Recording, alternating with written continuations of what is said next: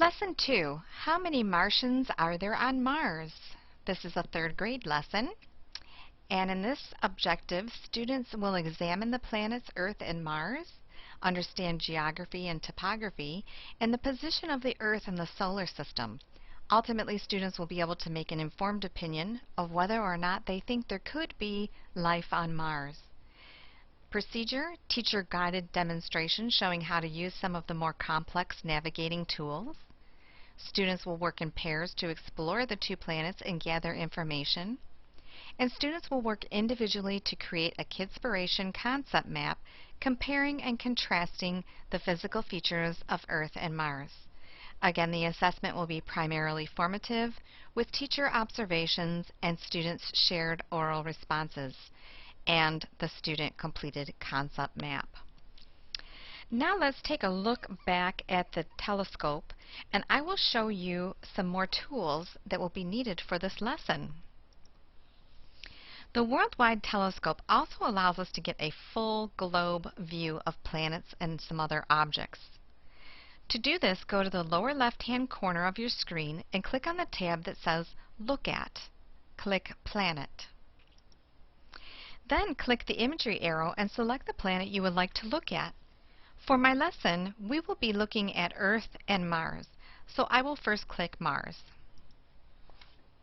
The full globe view of Mars will show up in the middle of the screen when you click. If you click and drag, you can move it around and zoom in as much as you want. When I zoom in, the polar ice cap is one topographical feature I notice right away. As you scroll around the planet, you can get a better look at other features too. This is Valles Marineris. It is considered the Grand Canyon of Mars. I wonder if it was formed the same way. If you hold down the Option key while you click and drag, you can see the three-dimensional view of the planet. Here is a view of Earth, and in this lesson my students will be comparing and contrasting its features to that of Mars.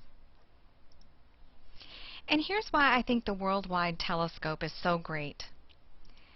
Students have a hands-on computer experience. They are highly motivated, have the ability to stay on task longer, can observe things in 3D, are able to digitally manipulate items to observe and examine characteristics and properties, receive a virtual tour and experience the universe, and students tour the universe with expert astronomers as guides who are truly passionate about discovery.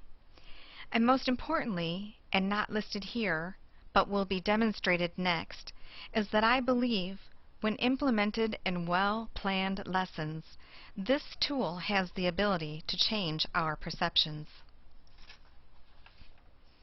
In just a moment, you will see a comparison of two of the constellation Orion's largest stars, Betelgeuse and Rigel, which will be compared and contrasted with that of our star, the Sun as we call it. It will hopefully convince you that while we may be tiny in terms of the universe, we are truly wonderfully significant. Have a look for yourself.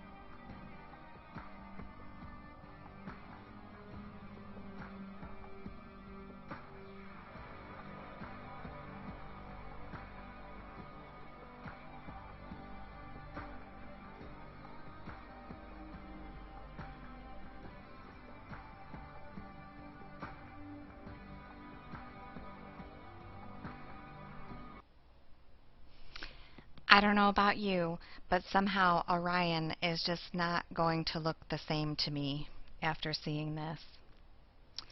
Additionally, there are other features that allow you to look back and ahead in time.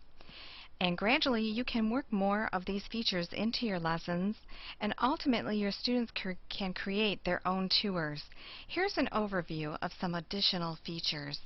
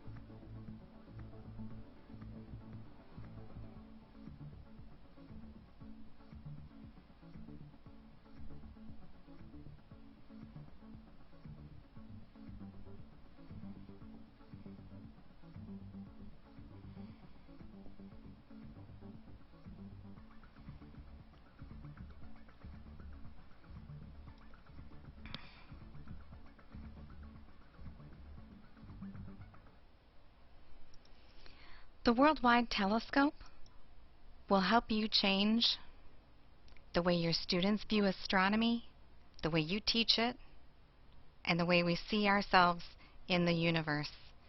And in closing, I hope you have been inspired and have a chance to explore on your own and have as much fun as I did.